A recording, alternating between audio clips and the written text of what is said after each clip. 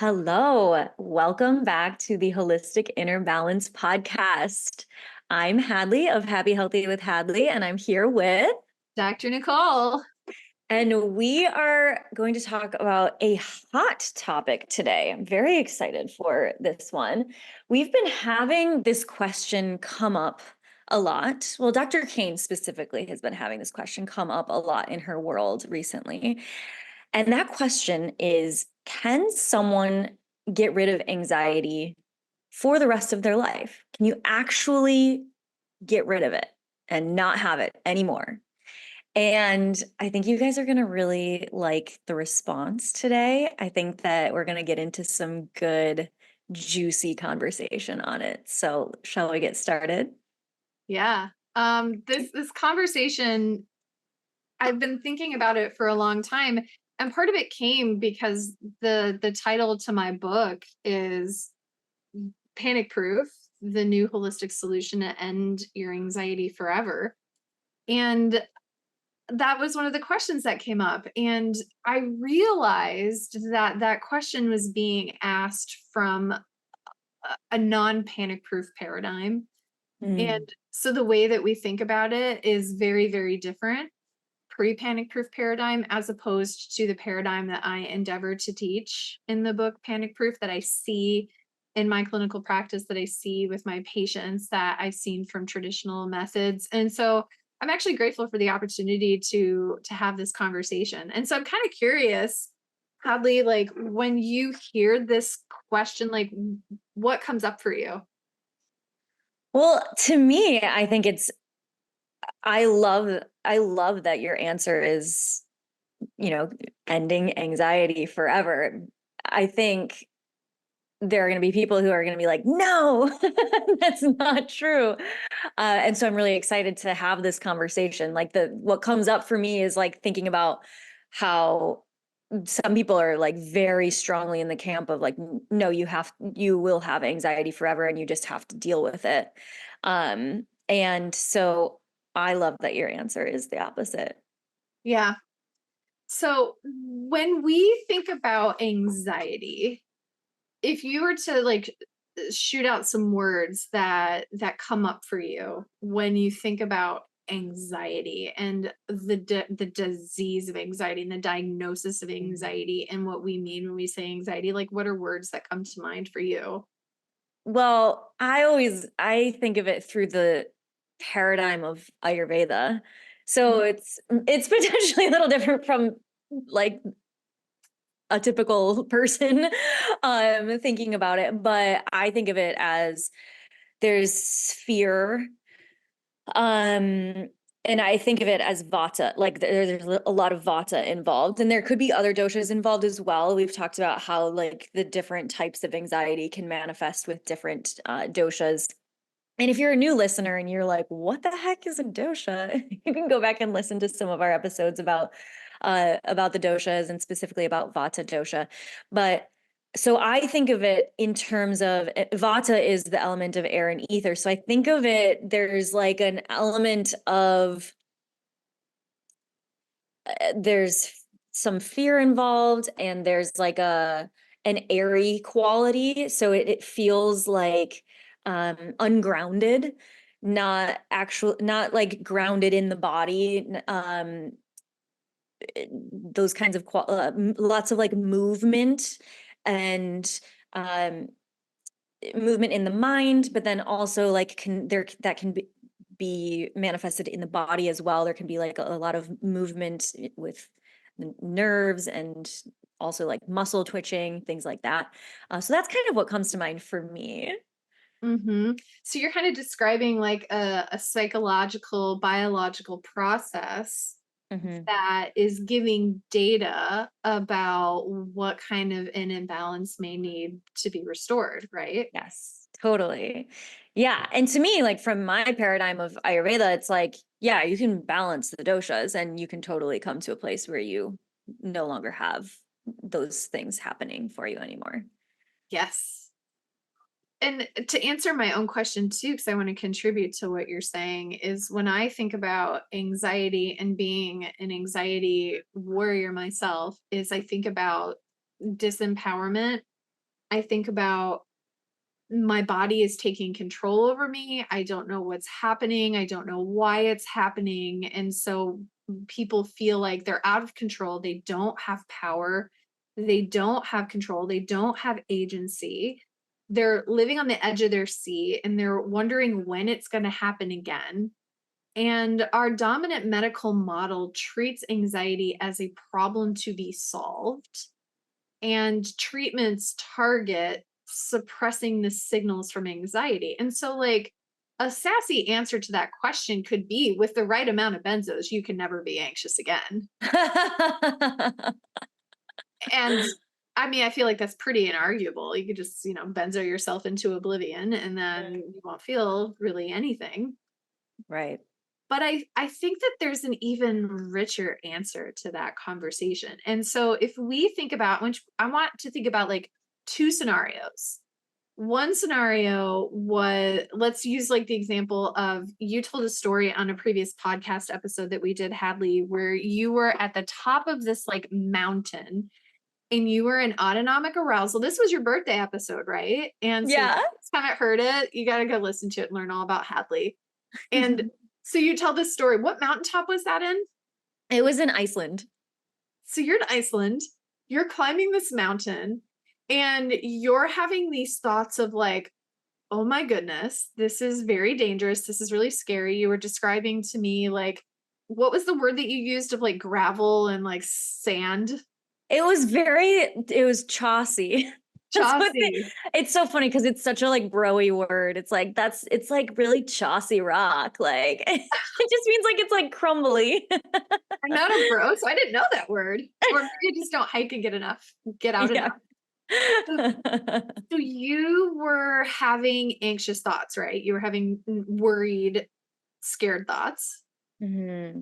And then your body was responding. So for those who haven't listened to the conversation, like what was happening in your body? It was my stomach was in knots.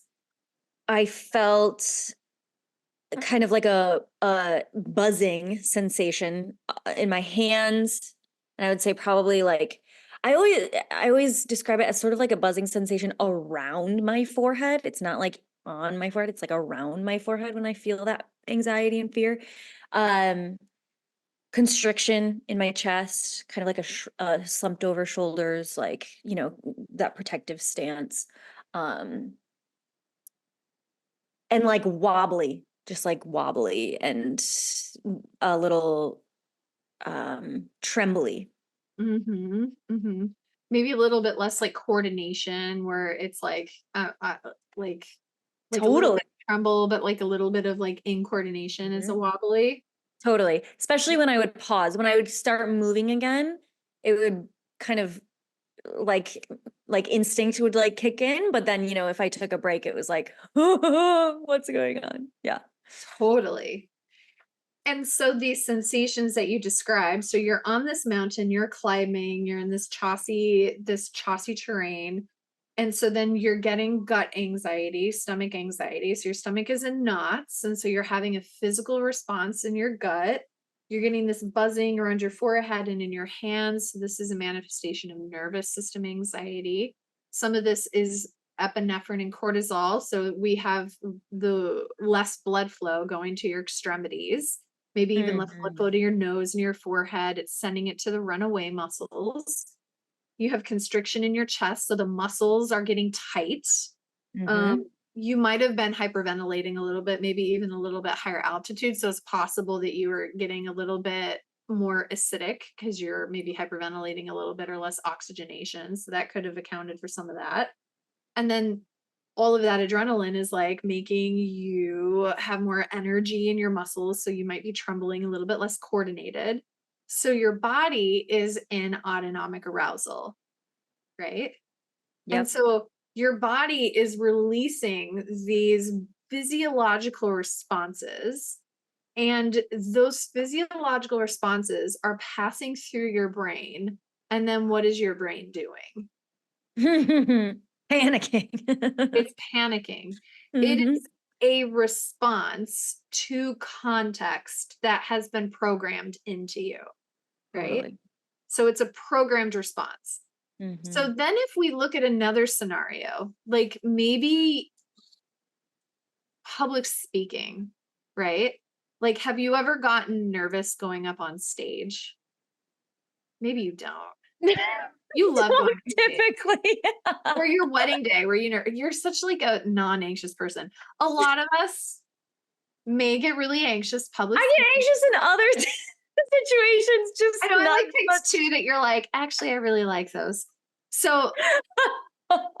I'll use an example Okay. of I was so excited for my wedding day. I was like looking really pretty. And so when we're excited, Mm-hmm. some of us may have similar sensations. Oh my gosh, like I'm so excited, but I feel like I have butterflies in my stomach. I have a knot in my stomach. My hands are shaking. I've seen brides that are so excited walking up the aisle and they're trembling. They may be crying, right? And so the chemical process that happens when we're excited is biologically the same as when we're frightened. And what is different about it is the contextual assignment that we give to it. It's so good. Yes. It's like, Yes.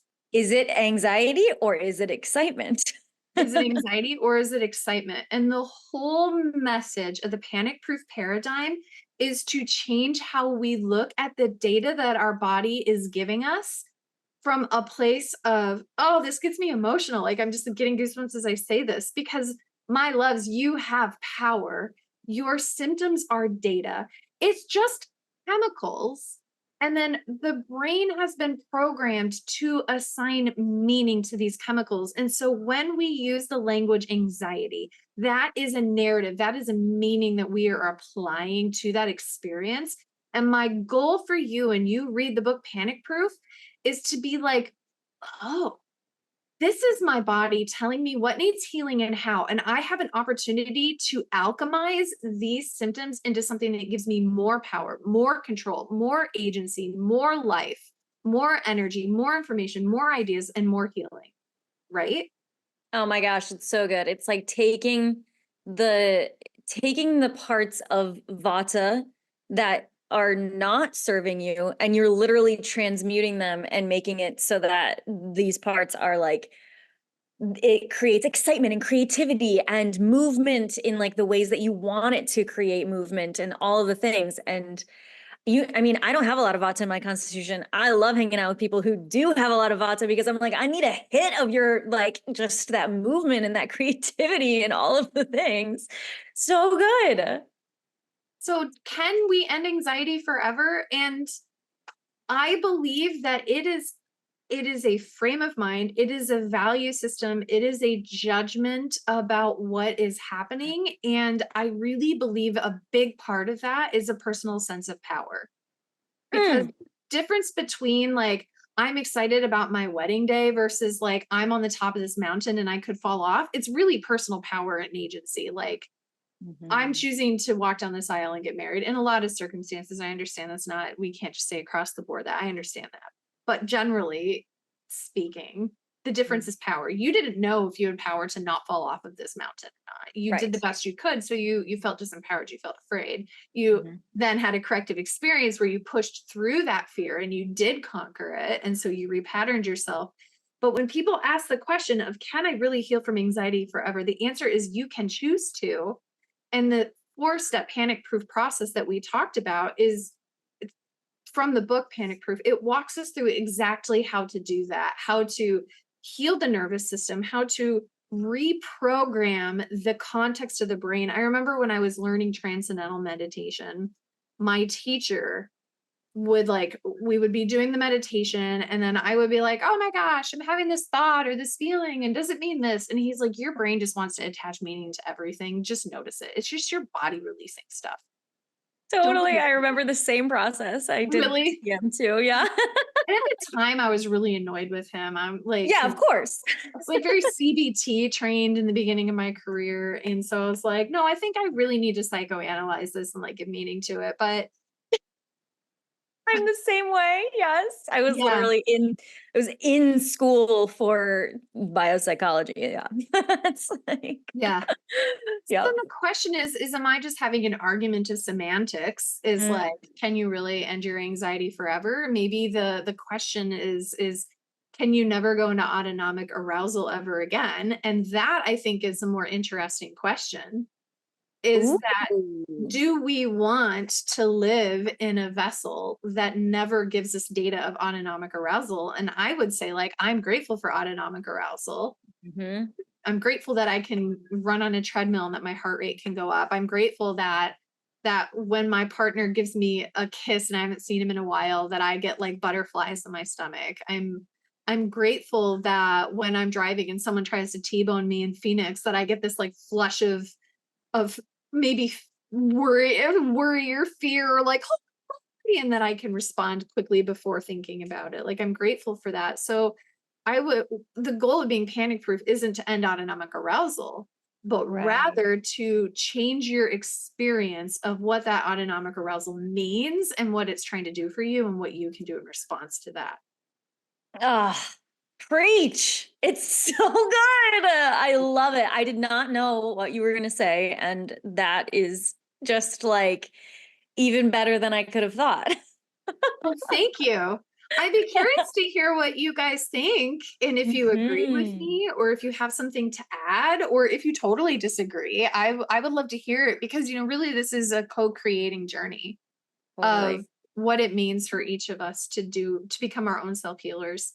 Mm. So let us know. I'm curious. Yeah, let us know. Message Dr. Kane on Instagram and also buy the book. Buy the book. Yeah. Buy Panic Proof. We'll put the link in the show notes because it goes into obviously all of this, but it also like gives you a roadmap for actually coming to a place where you no longer have anxiety anymore and you have the tools and the capability to actually transmute all of these things into an experience that you actually want to have in your life. I love it. Thank you so much for asking that question. Hads, thanks for being here. Yes. Thank you so much for illuminating us on this topic. And I'm really excited to hear from you all. And we'll see you in the next episode. We'll see you next time. Bye, everyone.